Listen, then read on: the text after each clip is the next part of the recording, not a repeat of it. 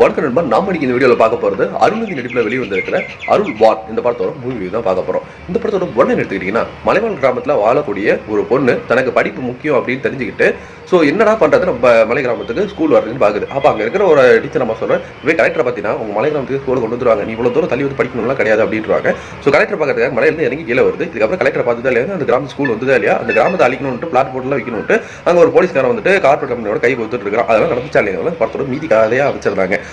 இந்த ஒரு கதைக்கிழமை ஒரு திரைக்கதை ஒரு படத்தை சுவாரஸ்யமாக போதுமான கதை தான். பட் எனக்கு இந்த படம் பார்க்கும்போது எமோஷனாக ஃபீல் ஆக வேண்டிய சில கன்வேஷனான சீன்ஸ்லாம் எனக்கு வந்துட்டு பெருசாக வந்துட்டு டச்சிங்காக இல்லை. அந்த கனெக்டபிள் வந்துட்டு எனக்கு பெருசாக இந்த படத்தில் ஒர்க் அவுட் ஆகல.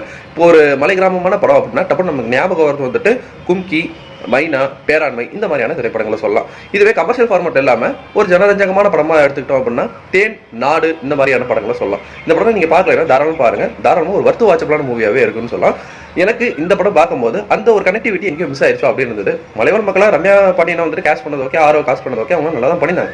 பட் அவங்க ரெண்டு பேருமே வந்துட்டு ஜான் விஜய் வந்துட்டு அடிச்சு ஒரு மாதிரி அந்த ஒரு காட்சிகள் இந்த பொண்ணு கீழே வந்ததுக்கு நடக்கக்கூடிய விஷயங்கள்லாம் எதுக்கு இந்த படத்துக்கு அப்படிங்கிற மாதிரி ஒரு கேள்விகள் இருந்தது.